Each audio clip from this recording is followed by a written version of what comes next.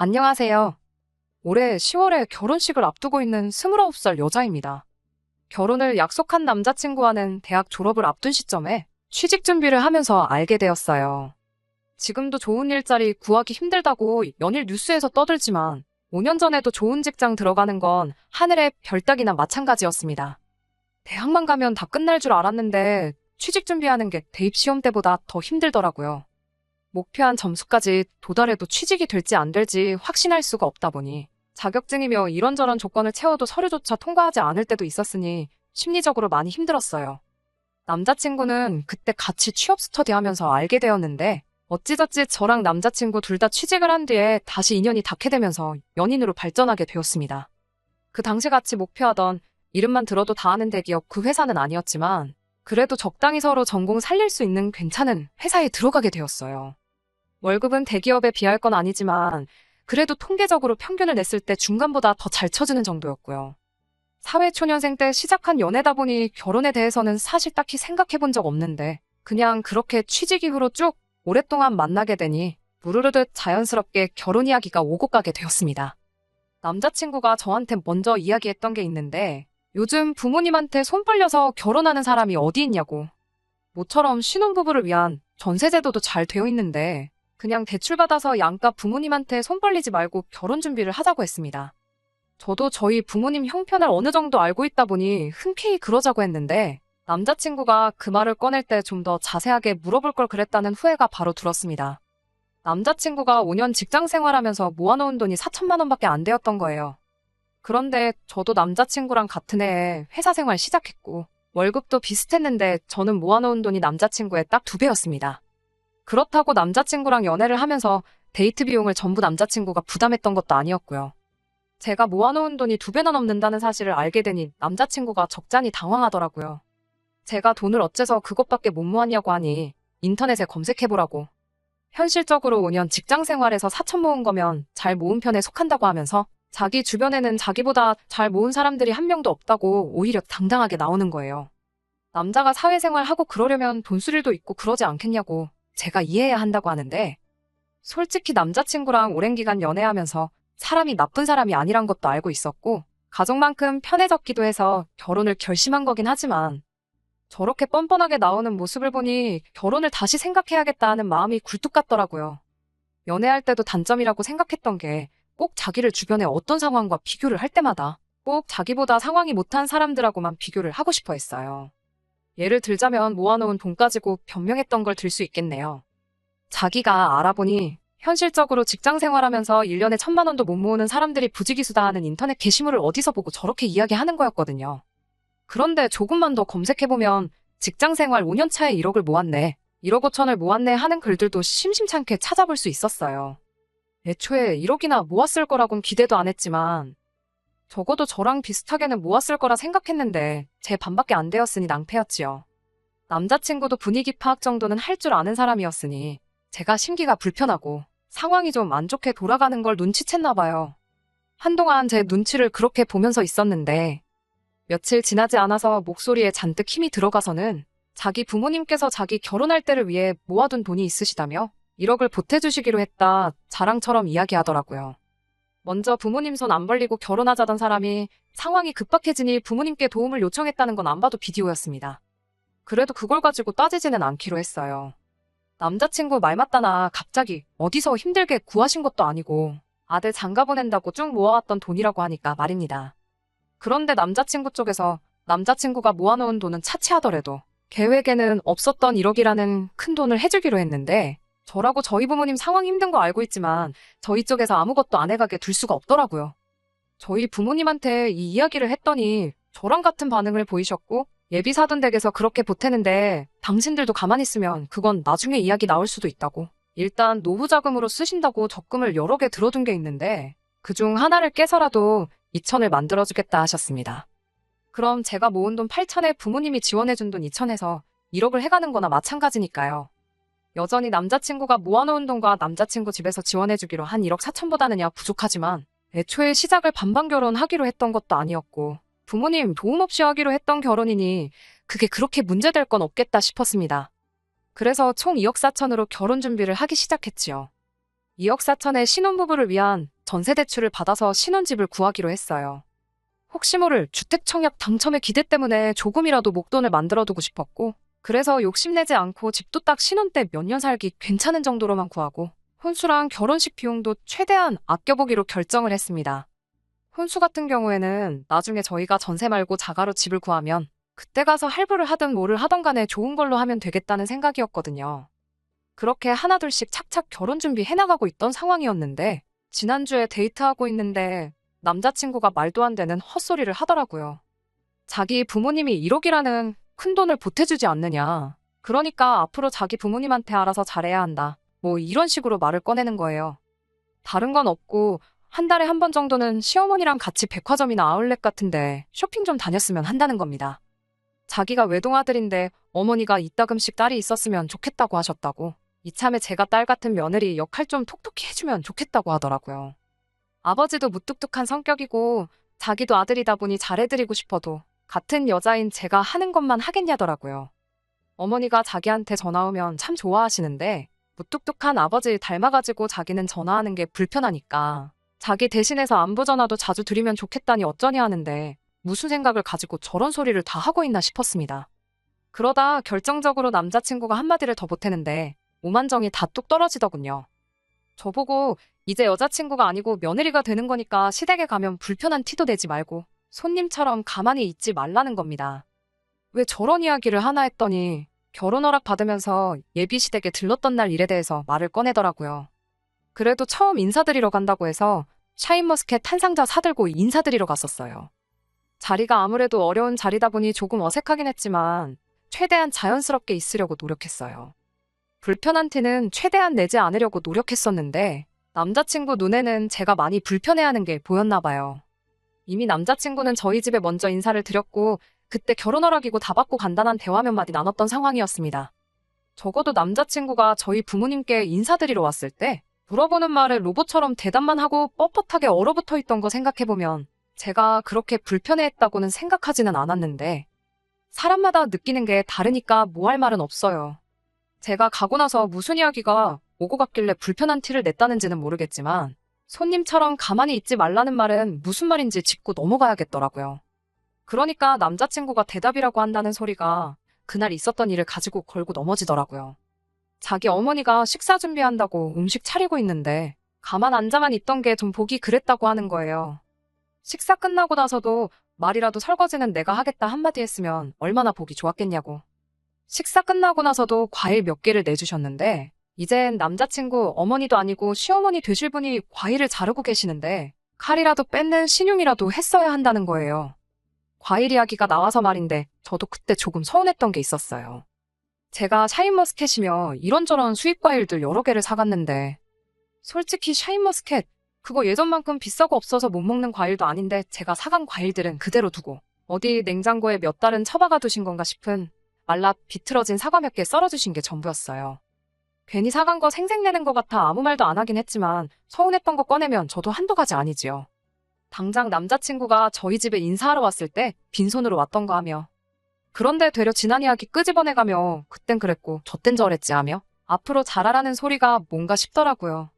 그리고 여태까지 조용히 말 한마디 없다가 자기 부모님이 1억 보태주기로 했다고 큰 소리 떵떵 치는 것도 어이가 없었습니다. 남자친구한테 뭘 그런 것까지 미리 정해놓고 하느냐고. 결혼하면 며느리돌이 알아서 할 텐데 그렇게 대놓고 대리효도 강요하는 거 솔직히 말해서 좀 꼴불견이라고 솔직하게 제 생각을 말했습니다. 그리고 당신은 얼마나 우리 집에 사위돌이 잘하려고 그런 부탁을 하느냐고 따졌더니 남자친구는 오만상을 찌푸리며 내가 왜? 라는 반응으로 나오더라고요. 그러면서 한다는 말이 너네 집에서는 2천 보태주는데 비해 우리 부모님은 1억이나 해주시지 않냐고. 그러니까 도리를 해야 되는 건 내가 아니고 너라고 하면서 딱 잘라서 말을 하더라고요. 여태 너 하는 꼴 보니 우리 부모님한테 그렇게 감사해야 하는 것 같지도 않아서 꺼낸 말이라며 결혼하면 알아서 잘하겠다고 회피하지 말고 노력하는 모습을 보이라네요. 결국 남자친구와는 그날 더 말이 통하지 않아서 그렇게 결론도 내지 못한 채 집에 돌아왔습니다.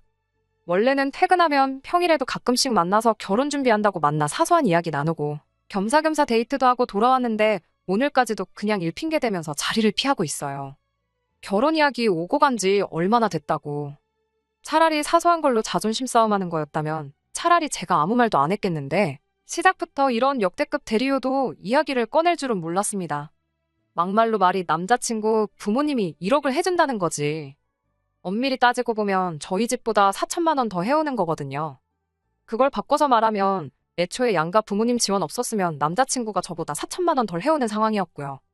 지금도 이러는데 만약에 저희 부모님이 2천만 원도 안 해주신다 했으면 얼마나 그걸 가지고 큰 소리를 떵떵 쳤을지 싶어요. 4천 차이에 이 정도인데 그게 6천만 원이었으면 조선시대 때 마냥 시부모님 상 차려드리고 저는 뭐 부엌 구석에 상 펴놓고 혼자 찬밥을 먹으라고 하고도 남았겠다 하는 생각도 들고요. 솔직히 결혼이고 뭐고 그냥 다 때려치고 싶은 심정입니다. 안녕하세요. 돈 얼마 더 해온다고 역대급 대리요도 강요하는 남자친구 때문에 사연을 보냈던 쓰니입니다.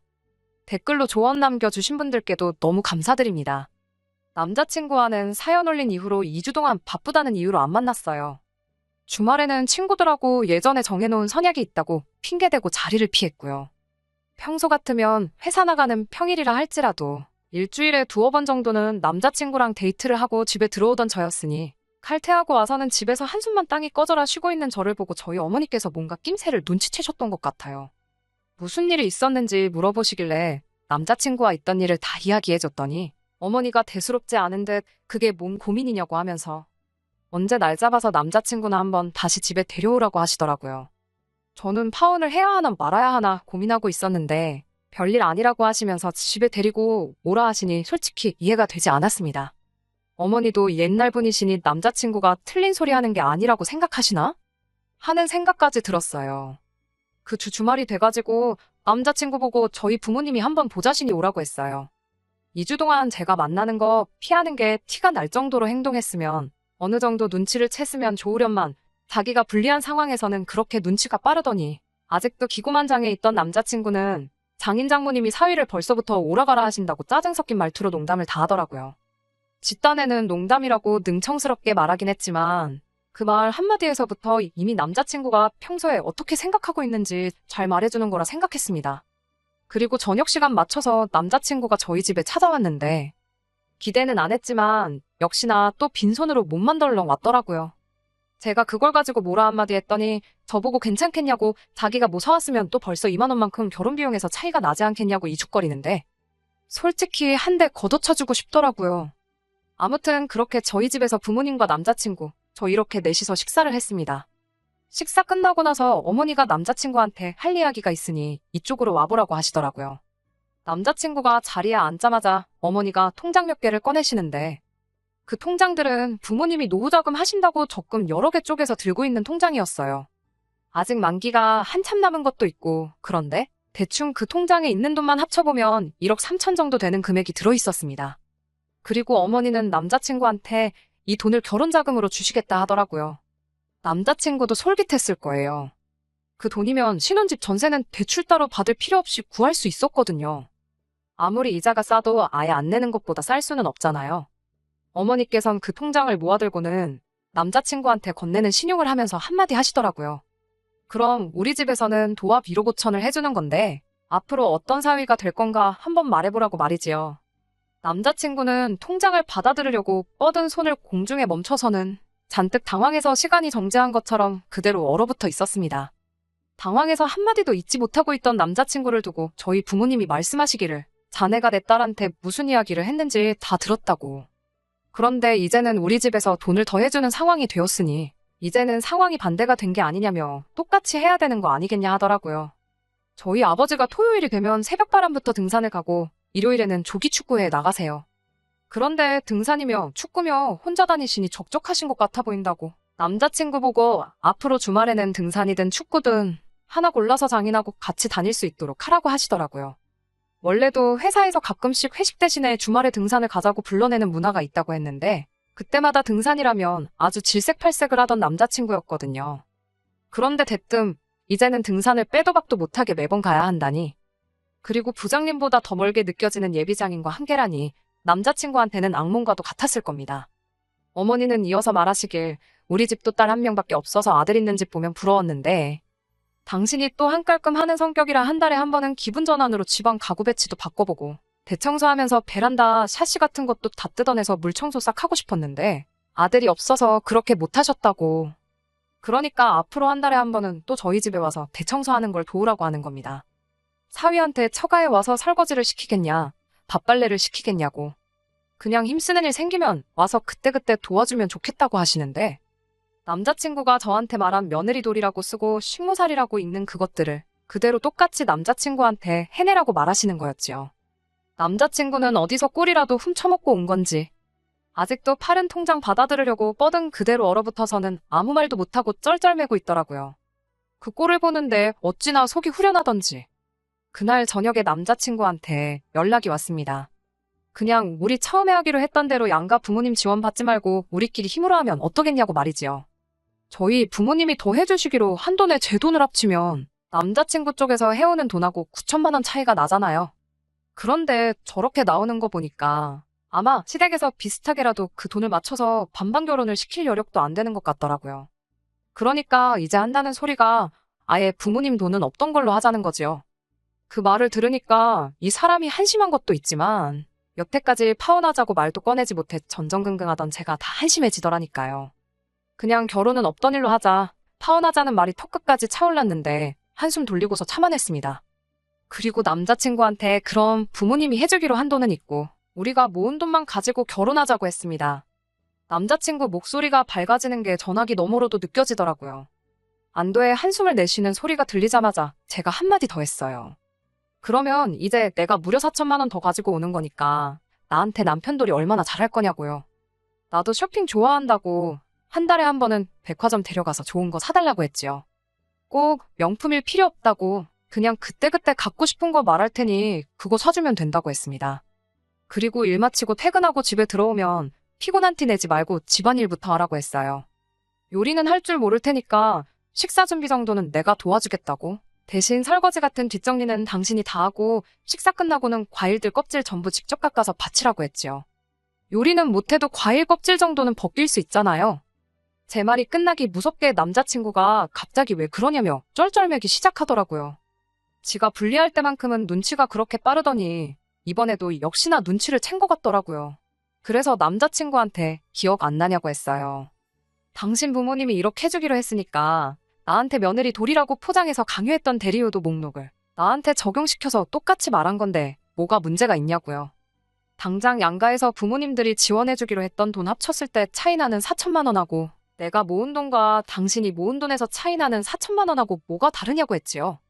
남자친구가 먼저 저에게 했고 저희 어머니가 남자친구한테 되갚아줬던 것처럼 저도 똑같이 눈에는 눈, 이에는 이로 한 방 먹여줬습니다. 남자친구가 다시 저희 집까지 찾아온다고 진심으로 사과할 테니 한 번만 용서해달라고 하는데 제가 고작 남자친구한테 사과 한마디 받자고 이렇게 쏟아낸 건 아니었지요.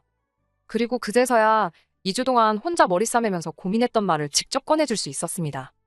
지금 이 시간부로 결혼은 물 건너간 거라고 결혼은 물론이고 두 번 다시 우리 집 근처도 찾아오지 말라고 앞으로 영영 얽히는 일 없이 남으로 살자고요. 남자친구가 파혼이 말처럼 그렇게 쉬운 거냐고. 자기한테 계속 한 번만 더 기회를 달라고 하길래 지금 청첩장이 나온 것도 아니고 어디 예식장 예약해 놓은 것도 없는데 그때 가서 파혼하는 것보다 그리고 결혼하고 나서 이혼하는 것보다 지금 없던 일로 하는 게 더 편하다고 해주고 앞으로 연락하지 말라는 말과 함께 전화 끊고 전화번호 차단해버렸습니다. 전화통화 나누는 10분간 속이 후련해가지고 그날 먹은 저녁이 벌써 다 소화가 된 것 같았어요. 전화 끝내고 나서 나오니까 어머니가 제 방문 앞에서 저를 기다리고 계시더라고요. 그리고는 저한테 잘했다고 한마디 해주시는데 그간 마음고생하던 게 날아가는 것 같아서 눈물까지 날 뻔했습니다. 어머니한테 그 적금들 엄마 아빠 노후자금 아니시냐고 내가 혹시 그 돈 받아서 결혼하겠다고 들면 어떻게 하셨을 거냐 물으니 그건 네 결정이니 존중해줄 생각 없다 하시더라고요. 그리고선 하시는 말이 저를 그 정도 모질이로 키우진 않았고 현명한 결정 내릴 거 믿고 있었다고 하셨어요. 남자친구랑 저를 오랫동안 같이 지켜봐왔던 지인들이 있는데 걔 중에 몇 명은 저희 어머니가 그래도 너무하신 것 같다고 말하는 사람이 몇 명 있었는데 저는 결코 그렇게 생각하지 않습니다.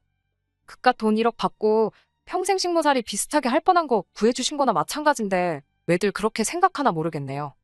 아무튼 이렇게 파혼하게 되긴 했지만 제 나이가 그렇게 늦은 것도 아니고 그리고 혹시 아나요?